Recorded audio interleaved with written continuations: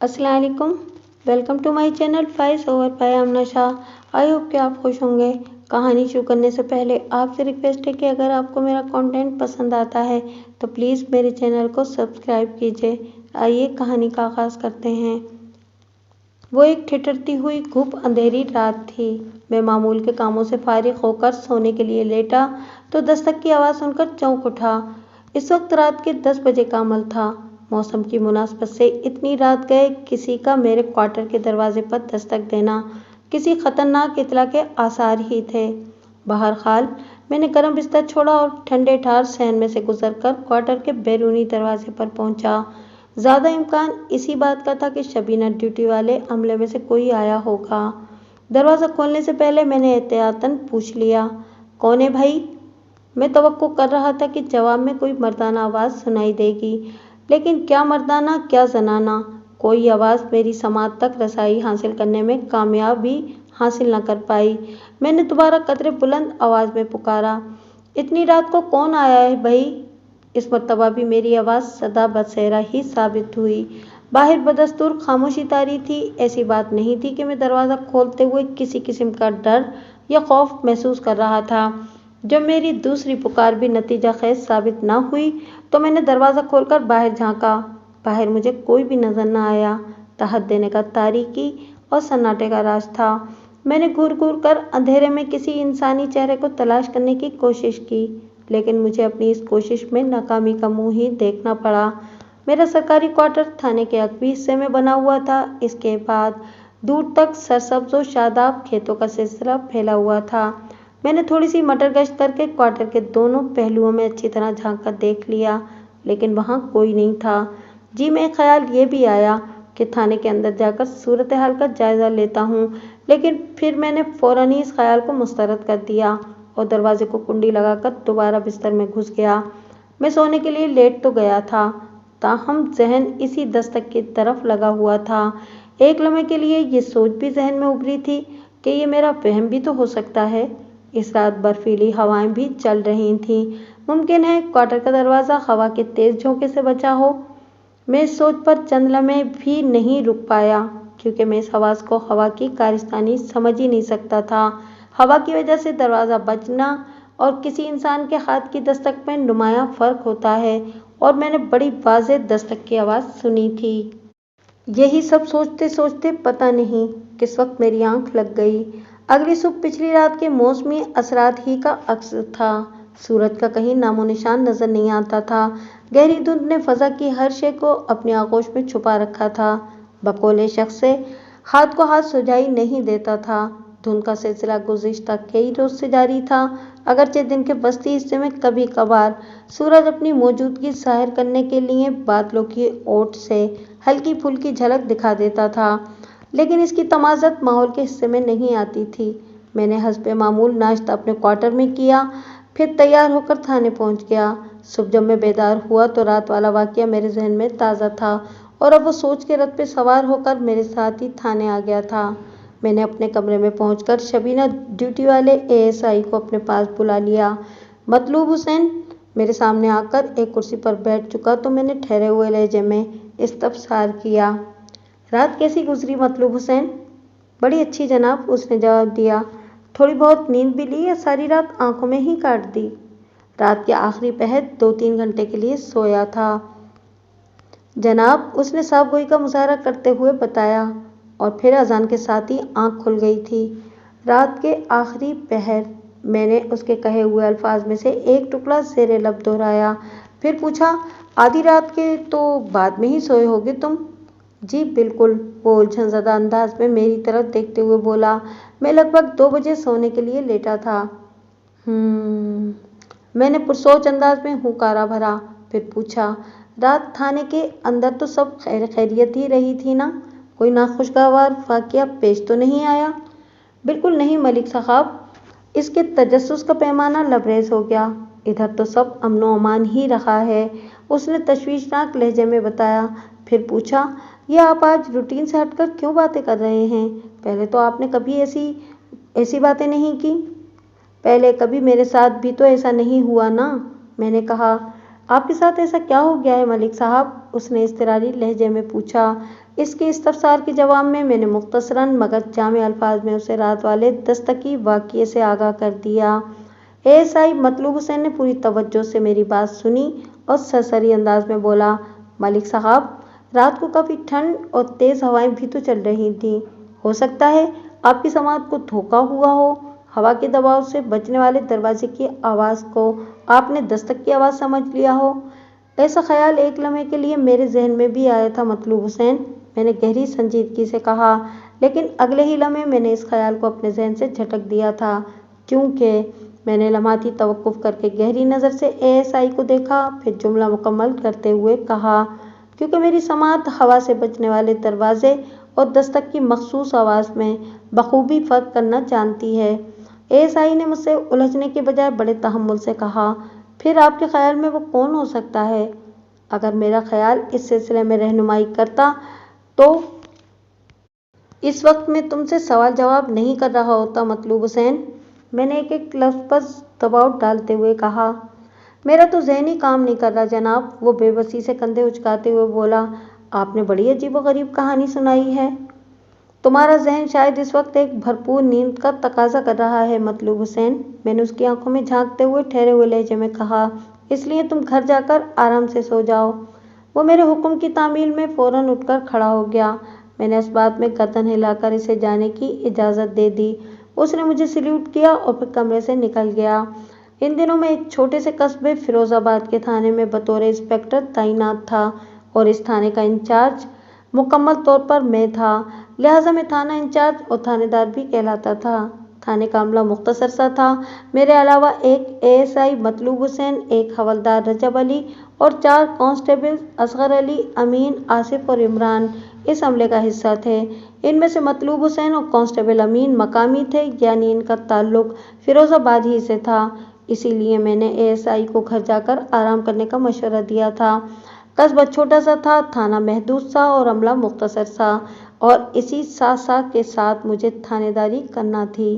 ASI مطلوب حسین کو میرے کمرے سے نکلے بمشکل 15 منٹ ہوئے ہوں گے کہ کانسٹیبل امین گھبرایا ہوا سا میرے پاس آیا۔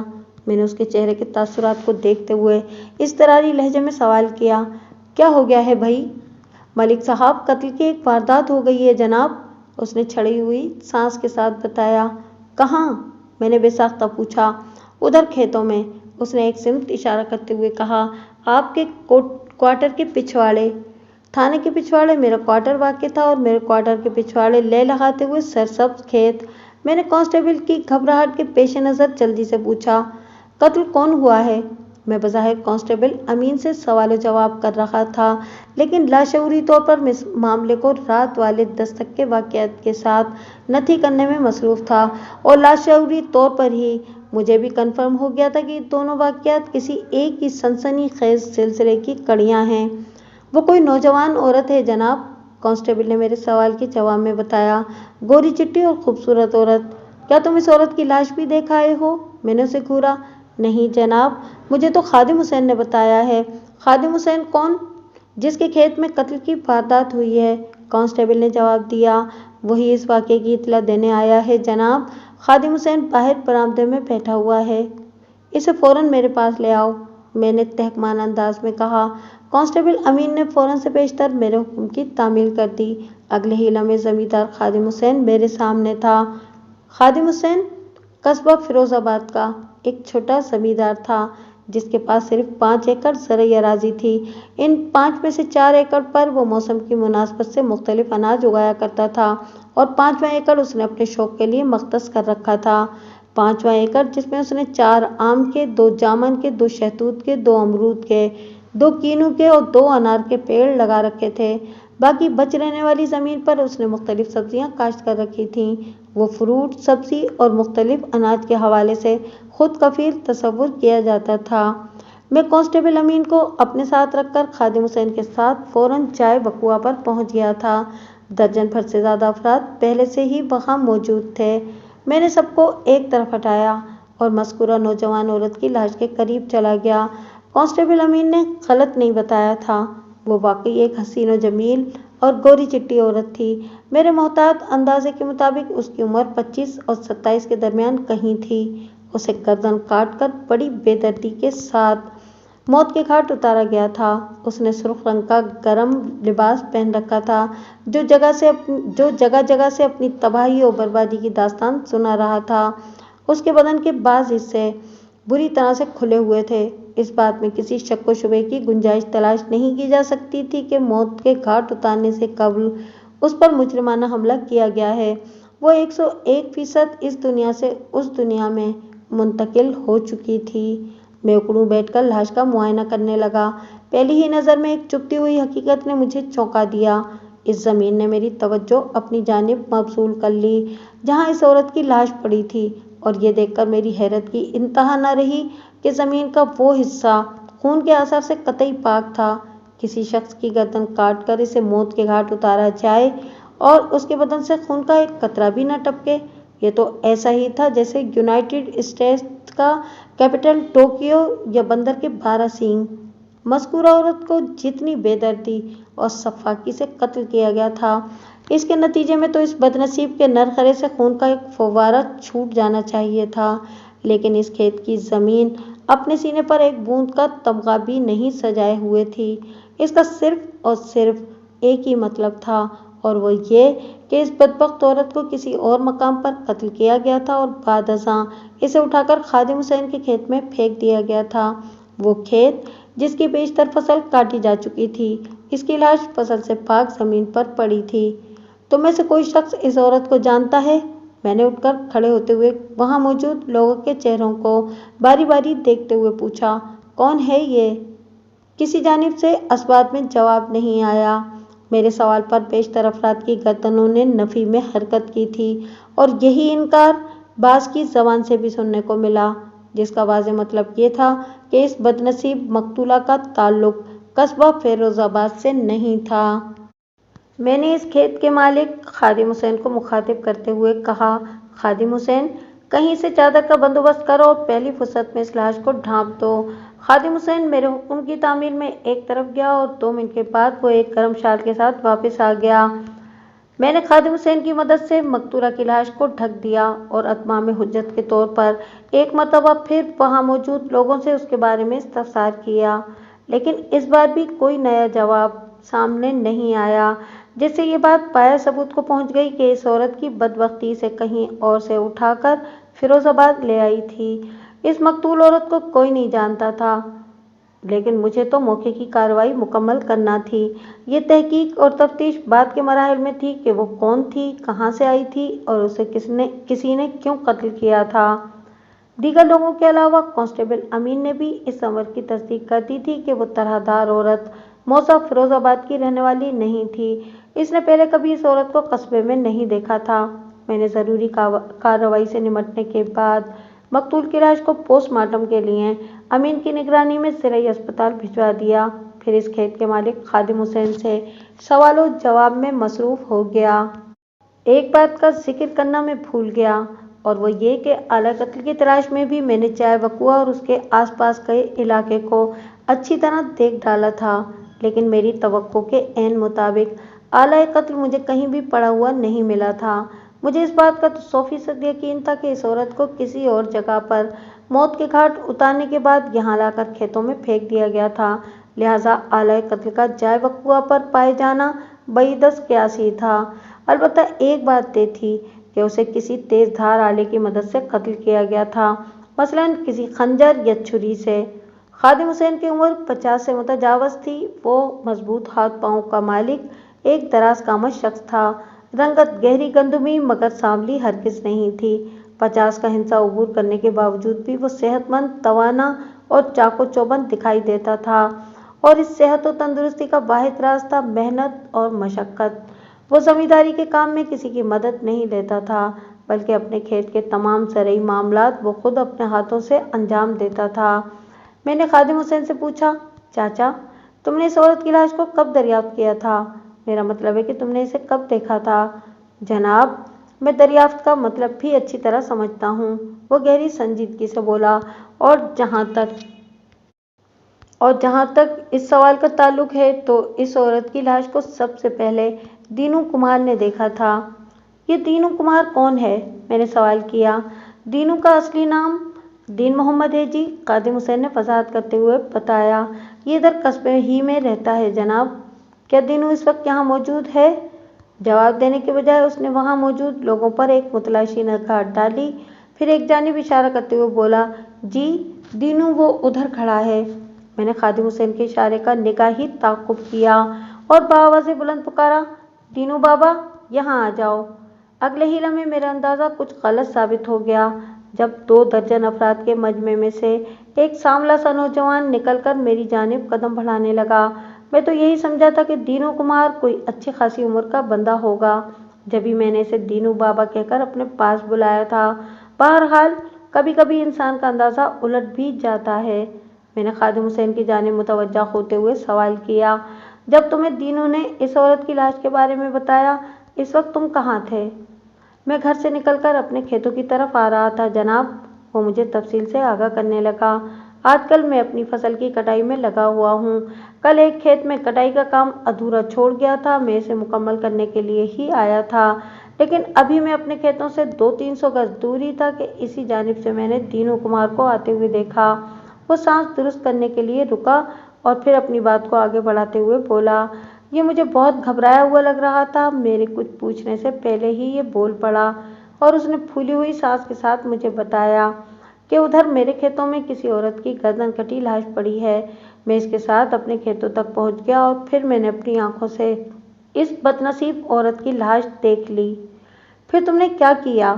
وہ اپنی بات مکمل کر کے خاموش ہوا تو میں نے پوچھا، جناب میں تو بہت پریشان ہو گیا تھا، خادم حسین نے جواب دیا۔ اس وقت جتنے بھی لوگ آس پاس کے کھیتوں میں کام کر رہے تھے وہ جمع ہو گئے اور ہم سب اس عورت کی دردناک موت کے بارے میں تبادلہ خیالات کرنے لگے۔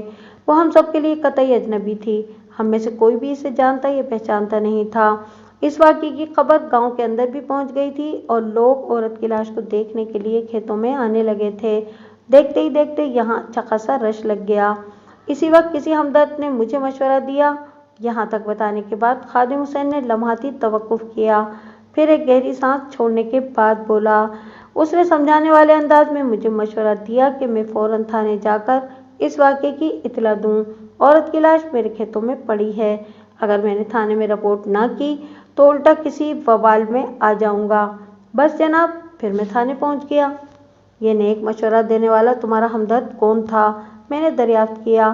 اس نے ایک لمحہ سوچنے کے بعد جواب دیا، جناب اس وقت تو مجھے یاد نہیں آ رہا۔ ٹھیک ہے، یہ کہتے ہوئے میں دینو کمار کی جانب متوجہ ہو گیا، جب یاد آ جائے تو مجھے بتا دینا خادم حسین۔ اچھا جی۔ وہ اس بات میں گردن ہلا کر رہ گیا۔ دین محمد عرف دینو کمار کی عمر 20 اور 25 کے درمیان رہی ہوگی۔ وہ ایک بھاری بھرکم اور سانولا نوجوان تھا، اس کے سر کے بال گھنگھریالے تھے۔ میں نے اس کی آنکھوں میں دیکھتے ہوئے قدرے سخت لہجے میں سوال کیا، ہاں بھائی دینو، تم صبح صبح خادم حسین کے کھیتوں میں کیا کر رہے تھے؟ میں جی خادم حسین کے کھیتوں کی طرف تو موتی کی وجہ سے گیا تھا، ورنہ میرا وہاں کیا کام؟ اس نے جواب دیا۔ موتی کی وجہ سے؟ میں نے زیر لب دہرایا، یہ موتی کون ہے بھائی؟ موتی میرے کتے کا نام ہے تھانے دار صاحب۔ اچھا، تو وہ کتا تمہیں خادم حسین کے کھیتوں میں لے گیا تھا؟ میں نے معنی خیز انداز میں اسے گھورا۔ وہ وضاحت کرتے ہوئے بولا، بات دراصل یہ ہے جناب کہ جب سے ابا کو فالج کا اٹیک ہوا ہے، دریا سے مٹی نکالنا میری ذمہ داری بن گئی ہے۔ میں اپنے کھوتے اور کتے کے ساتھ صبح صبح مٹی نکالنے دریا کی طرف جا رہا تھا۔ جب میں خادم حسین کے کھیتوں کے قریب سے گزرا تو موتی نے بھونکنا شروع کر دیا۔ میں نے 2-4 دبکے مار کر اسے اپنے ساتھ لے جانے کی کوشش کی، لیکن وہ خادم حسین کے کھیتوں کی جانب منہ اٹھا کر مسلسل بھونکے جا رہا تھا۔ چاروں طرف پھیلی ہوئی دھند کے باعث خادم حسین کے کھیتوں کا منظر واضح نظر نہیں آ رہا تھا، لیکن میں جانتا تھا کہ موتی خواہ یہ حرکت نہیں کر رہا۔ مجھے یہ سمجھنے میں دیر نہ لگی کہ وہ کسی خاص وجہ سے میری توجہ ادھر کروانا چاہتا ہے۔ آپ تو جانتے ہی ہیں تھانے دار صاحب، بے زبان جانوروں کی حس ہم انسانوں سے زیادہ تیز ہوتی ہے۔ ہاں بالکل جانتا ہوں، میں نے اس بات میں گردن ہلاتے ہوئے کہا، اور بے زبان جانوروں میں بھی کتے کی سونگنے اور سننے کی حس انسانوں کی بنسبت بہت زیادہ ہوتی ہے۔ तो बस जनाब, मैं मोती के तवज्जो दिलाने पर ही खादिम हुसैन के खेतों की तरफ गया था। वो अपना बयान मुकम्मल करते हुए बोला और वहां पहुंचकर मोती के भौंकने की वजह सामने आ गई। वो औरत नीम उरिया हालत में खेतों में पड़ी थी। उसकी हालत को देखकर मेरे जहन में जो पहला ख्याल आया वो यही था कि अब वो जिंदा नहीं है। एक खूबसूरत और दिलकश औरत को खादिम हुसैन के खेतों में मुर्दा पड़े देखकर तुम्हारे एहसासात क्या थे, और तुमने वो दिलखराश मंजर देख लेने के बाद क्या किया था? मैंने सवाल जवाब के सिलसिले को समेटते हुए कहा। जनाब, इस औरत की लाश को देखकर तो मेरे रोंगटे खड़े हो गए थे। वो एक छुरछुरी लेते हुए बोला और फौरी तौर पर मेरी समझ में यही आया कि मुझे दूसरे लोगों को इसके बारे में फौरन बताना चाहिए। यह ख्याल आते ही मैंने इधर उधर निगाह दौड़ाई। आसपास के खेतों में इक्का दुक्का लोग काम तो कर रहे थे, लेकिन धुंध के बाइस इनके हौले से नजर आ रहे थे।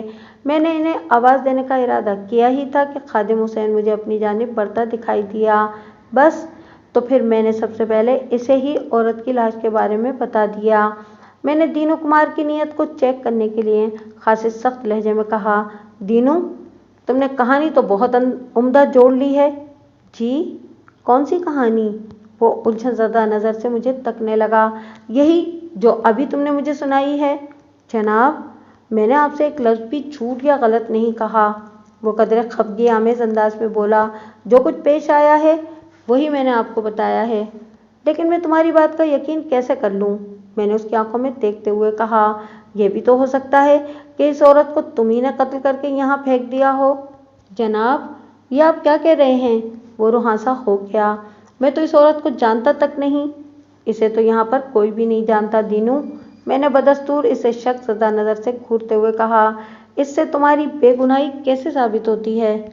थानेदार साहब, जो सच था वो मैंने आपके सामने बयान कर दिया है। अब आपकी मर्जी है कि मेरी बात का यकीन करें या ना करें। मेरा पेशावराना तजुर्बा कहता था कि वह गलत बयानी से काम नहीं ले रहा। मेरे अंदाजे के मुताबिक दीनू इस औरत के कत्ल में मुलविस नहीं हो सकता था, लेकिन फिर भी इसे अपने दबाव में रखने के लिए मैंने तंबीही लहजे में कहा। देखो दीनू, तुम्हारी बात का यकीन करके मैं तुम्हें छोड़ तो रहा हूँ, लेकिन इसका ये मतलब नहीं निकालना कि मैंने तुम्हें बेगुनाह समझ लिया है। किसी मरहले में अगर मुझे तुम पर जरा सा भी शक हुआ तो मैं तुम्हें पकड़कर फौरन थाने में बंद कर दूंगा। जी बिल्कुल, वो बड़े निडर अंदाज में बोला, और इस दौरान में तुम अपनी आंखें, कान और दिमाग के दरवाजे भी खोले रखना। मैंने ताकीदी अंदाज में कहा। अगर तुम्हें इस अजनबी मकतूल दोशीज़ा के बारे में कहीं से कोई सुनगुन मिले तो फौरन आकर मुझे बताना। जी, मैं वही करूँगा जैसा आप कह रहे हैं, उसने बड़ी फर्मा बरदारी से कहा।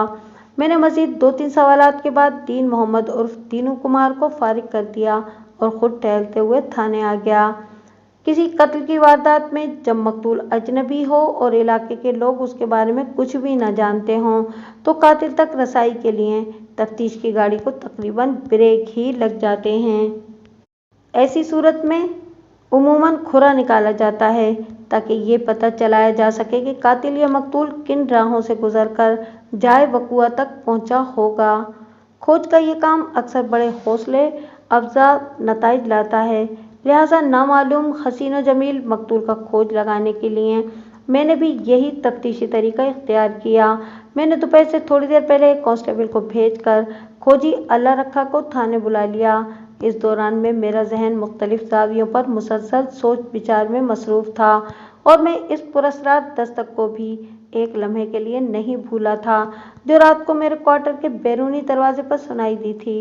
मज़कूरा दस्तक का नामालूम औरत के बहीमाना कत्ल से कोई ताल्लुक़ था या नहीं, लेकिन ये ज़रूर था कि इस दस्तक ने गुज़िश्ता रात ही से मुझे बेचैन कर रखा था। मैं इसी परेशानी को जहन में लेके सोया था और इसी उलझन के साथ बेदार हुआ था, और फिर जब मैं थाने में आकर बैठा तो ये वाक़या सामने आ गया। कोई आवाज़ मेरे अंदर चुपके चुपके से ये सरगोशी कर रही थी कि रात वाली दस्तक का इस अजनबी दिलकश औरत के कत्ल के साथ ज़रूर कोई ना कोई ताल्लुक़ जुड़ा हुआ है। कोई बात वाज़ेह थी और ना ही मेरे हाथ में कोई सबूत था, लिहाजा क़ब्ल वक्त में कोई फतवा सादिर करने की पोजीशन में नहीं था। देखना यह था कि आगे क्या होता है। कांस्टेबल अल्लाह रखा को लेकर थाने पहुंचा तो मैंने फौरन उसे अपने पास बुला लिया। खोजी बाबा अल्लाह रखा की उम्र 65 के करीब थी। वो दरमियाने कद काठ का मालिक एक मुस्तैद बूढ़ा था। उसने छोटी छोटी दाढ़ी भी रखी हुई थी जो उसके चेहरे पर बड़ी भली नजर आती थी। उसकी दाढ़ी और सर के बाल मुकम्मल सफ़ेद हो चुके थे। अल्लाह रखा ने पापलेन का कुर्ता और तहमद जेब तन कर रखा था और अपने सीने को सर्दी से महफूज रखने के लिए उसने ऊपर नीचे 2 ऊनी स्वेटर्स पहन रखे थे, यानी एक कुर्ते के ऊपर और दूसरा कुर्ते के नीचे। मैंने नहायत ही मुख्तसर और जामे अल्फाज में अल्लाह रखा को सूरत हाल से आगाह किया। उसने पूरी तवज्जो से मेरी बात सुनी और मेरे खामोश होने पर ठहरे हुए लहजे में बोला, 100 बातों की एक बात, कातिल का खुरा निकालना है ना जनाब? बिल्कुल अल्लाह रखा, मैंने इसी मकसद के लिए तुम्हें थाने बुलाया है। कुल मिलाकर मामला यह है कि हम जाए वकुआ पर चलते हैं, वो पुरअज़्म लहजे में बोला। फिर देखते हैं कि हालात और कुदरत क्या रंग दिखाते हैं। अल्लाह रखा, तुम्हें ये एहसास तो हो गया होगा कि ये कितना हसास मामला है। मैंने सवालिया नज़र से खोजी बाबा की तरफ देखा। आप फिक्र ही ना करें जनाब, वो उठकर खड़ा हो गया। और इस सिलसिले में जो भी हक़ाइक़ सामने आए इन्हें राज में रखने की ज़रूरत है। मैंने गहरी संजीदगी से कहा, यह मामला सिर्फ हम दोनों के बीच में रहेंगे। मैं नहीं चाहता कि तुम्हारी तहकीक के नताइज से कातिल फ़ायदा उठाकर मामलात को बिगाड़ दे या हालात व वाक़ियात को उलझा कर रख दे। मेरा सीना बहुत वसी और गहरा है मलिक साहब, उसने अपने सीने को थपकते हुए कहा। इस कुएं में बड़े बड़े अजीम राज दफन हैं। मैं मुतमईन होकर उठा और अल्लाह रखा को अपने साथ लेकर जाए वकुआ पर पहुंच गया। अल्लाह आपका भला करे मलिक साहब, वो काम का आगाज़ करते हुए बोला। आपने खिदमत का मौका देकर मुझ पर बड़ी नवाजिश की है जनाब, वरना मैं तो समझ रहा था कि इन बूढ़ी हड्डियों को बेकार पड़े पड़े जंग ही लग जाएगा। मुखबिर और खोजी हर दौर में पुलिस डिपार्टमेंट की ज़रूरत रहे हैं। हम लोग गाहे बगाहे इनसे काम लेते रहते थे। ये लोग बड़े काम के होते हैं। जब कभी तफ्तीश की गाड़ी किसी बंद गली में जा फंसती है तो यही लोग अपने तजुर्बे और महारत का धक्का लगाकर इसे सड़क पर लाते हैं। इनकी अहमियत और अफादियत से किसी भी सूरत इनकार मुमकिन नहीं। अल्लाह रखा 10 मिनट तक जाए वकुआ और उसके गिरदोनवा का जायजा लेता रहा। वो कभी झुककर ज़मीन को देखने लगता और कभी नीचे बैठकर वो मुख्तलिफ ज़ावियों से खेत का जायजा लेने लगता।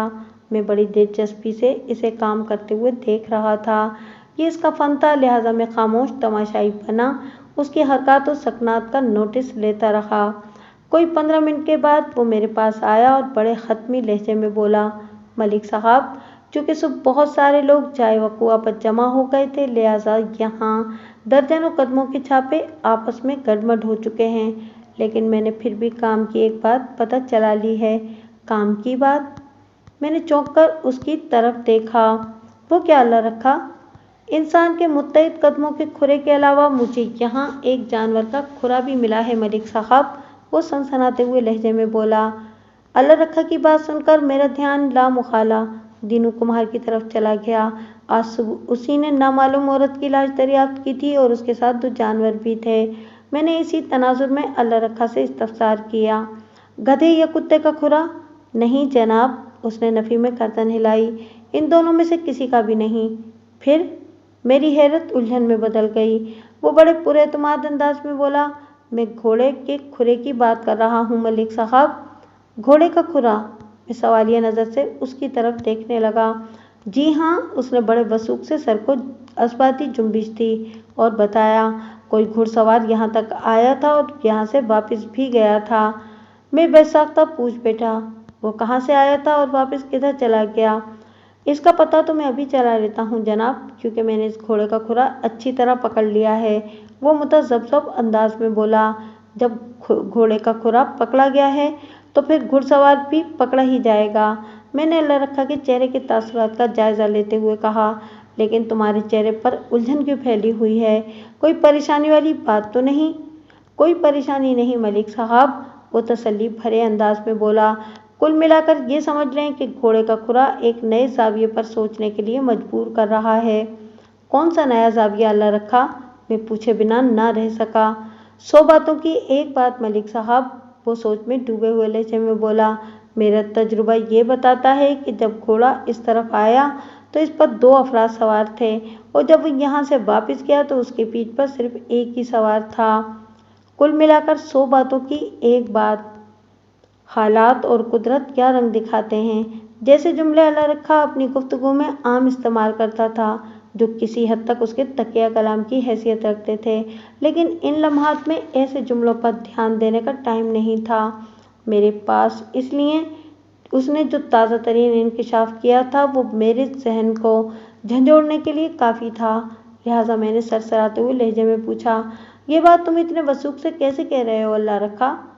घोड़े के पाँव के मखसूस दबाव की बिना पर जनाब, वो गहरी संजीदगी से बोला। इस जानिब आता हुआ खुरा बताता है कि घोड़े पर एक से ज़्यादा अफराद सवार थे और यहाँ से वापस जाता हुआ खुरा एक सवार की निशानदही कर रहा है। जाते हुए खुरे की निस्बत आने वाला खुरा डबल दबाव की वजह से अपनी जानिब इशारा करता है। ठीक है अल्लाह रखा, मैंने कुछ सोचने के बाद कहा। अब तुम जल्दी से ये पता चलाने की कोशिश करो कि वो डबल घुड़सवार घोड़ा कहाँ से आया था और यहाँ से सिंगल घुड़सवार बनकर कहाँ चला गया है।